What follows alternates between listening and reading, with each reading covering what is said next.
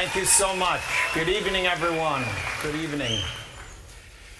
Tonight, I have the great honor of standing here to recognize someone for me and for so many actors of my generation has always been the archetype of who we looked up to.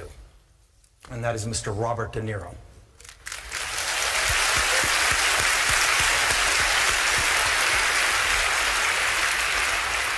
Robert De Niro's legacy isn't just in the roles he's played, but in the way he inspired actors to treat the craft not as performance, but as physical transformation.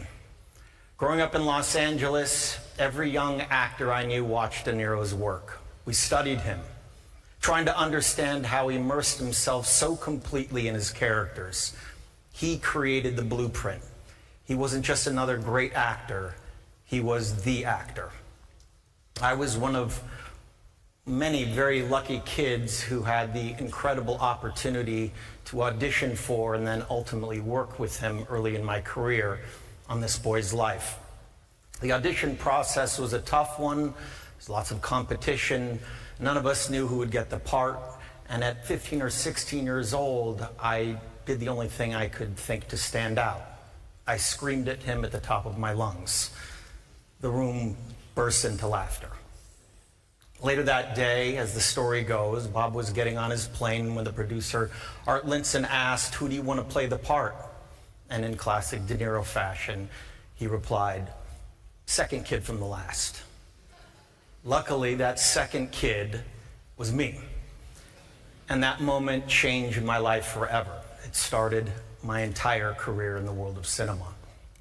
And it happened again when Bob told Martin Scorsese, "I just did this film with this kid, maybe you should look into working with him," which led to some of the most important collaborations of my life. That's the thing about Bob. He doesn't say much, but when he does, it matters. Whether it's for his friends, his family, fighting for our democracy, or supporting the art of filmmaking, he shows up. Of course, Bob didn't appear fully formed. He grew up surrounded by art. His father was a painter, a serious artist committed to the truth through creativity. And you can feel the influence in Bob's work too, that deep-rooted need to cut through what's false, to strip away anything phony, and just tell the truth, no matter how complicated or messy that truth may be. And then there's his legendary partnership with Martin Scorsese. Together, they shaped some of the most iconic stories in cinema, stories without compromise. They didn't just make films, they redefined what cinema could be. They elevated the actor-director relationship into a crucible of artistic risk, forging roles that feel inevitable in retrospect, but were unimaginable before they created them. I remember when my father first showed me Mr. De Niro's work. In Taxi Driver, Godfather Part 2, The Deer Hunter, Raging Bull. And what stood out for me as a young man wasn't just his range or his power, it was his stillness. The granular details of character, that the soul of a film can live in a single, unspoken moment, that the loudest scene might be the one where nothing is said at all. That's something only the greatest actors can do. Let you into a character's mind without a single word. And let's be honest, he also taught an entire generation of actors how to stare into a mirror and talk to themselves. Don't lie, we've all done it. Now, if you know Bob, and I think many of you in this room do, you know he's not someone who particularly enjoys being in the spotlight off camera. If I'm lucky, I'll get a nod from him tonight, maybe even a half smile, and I will take that as a standing ovation. But every once in a while, even the most private of giants deserves their moment, a moment to be acknowledged, not just for their work, but for the quiet, lasting influence they've had on so many lives, on my life. So without trying to speak for the entire world of cinema here tonight, but probably doing it anyway, there's no one more deserving of this Palme d'Or Lifetime Achievement Award than Mr. Robert De Niro. Congratulations, Bob, and thank you for everything.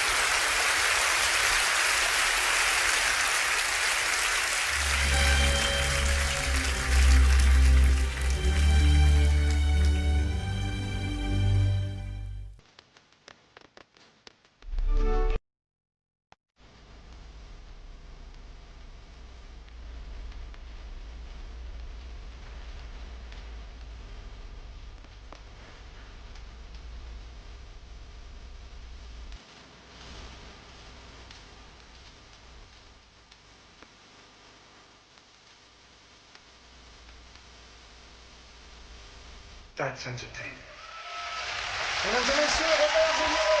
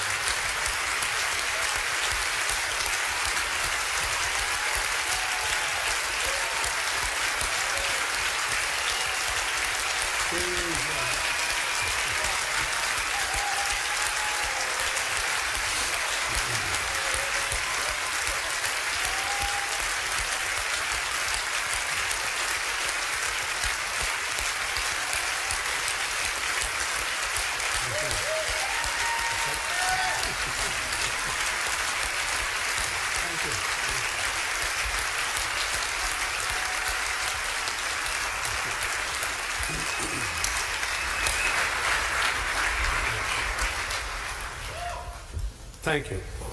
Thank you. Leo, thank you for being here with me, for me on this special night, kiddo. Thank you.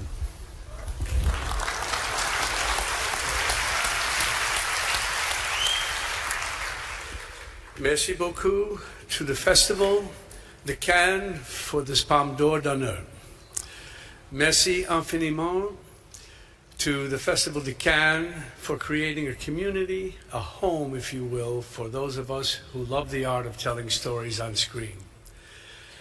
I came here first in 1973 with Martin Scorsese's Mean Streets, and then 50 years later with Marty's Killers of the Flower Moon. In between, I've been here with the films of Bertolucci, Roland Joffe, Sergio Leone, John McNaughton, Irwin Winkler, Barry Levinson, and then back again with Marty. I've been here as president of the jury, I've been here as a fan, and I've been here because this is my community and I need to connect with my community. The festival is a marketplace of ideas, a celebration of work, and a catalyst for new projects. It was here that Paul Zimmerman, the former film critic of Newsweek, gave Marty and me a screenplay he'd written. We thought it was terrific, and to make a long story short, we made it, The King of Comedy. Cannes is a fertile ground indeed. Cannes was our touchstone when, together with Jane Rosenthal and Craig Hatkoff, we started the Tribeca Film Festival in 2002. Our impetus was first to bring people back to our neighborhood following the calamitous World Trade Center attack.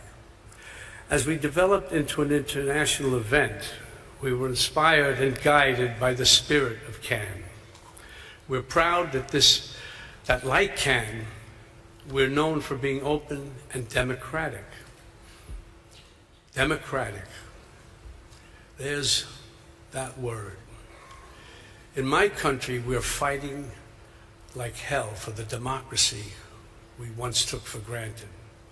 And that affects all of us. That affects all of us here because the arts are democratic. Art is inclusive. It brings people together. Like tonight, art looks for truth. Art embraces diversity. And that's why art is a threat. That's why we are a threat to autocrats and fascists.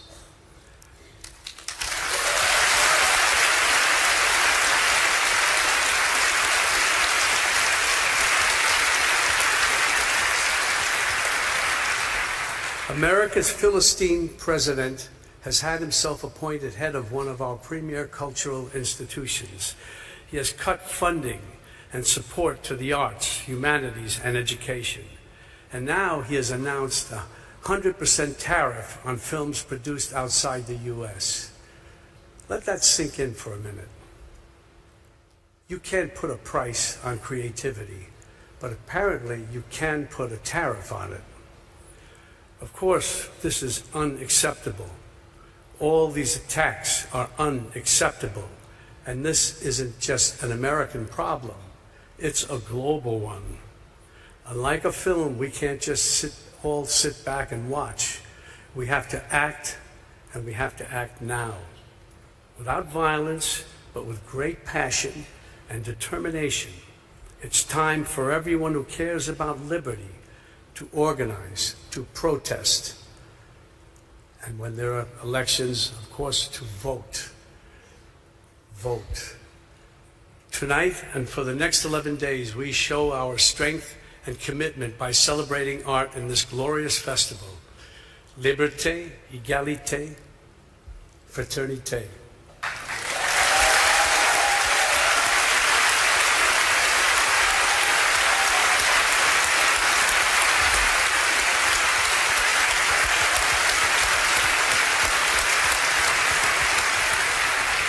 Vive le Festival de Cannes. Merci.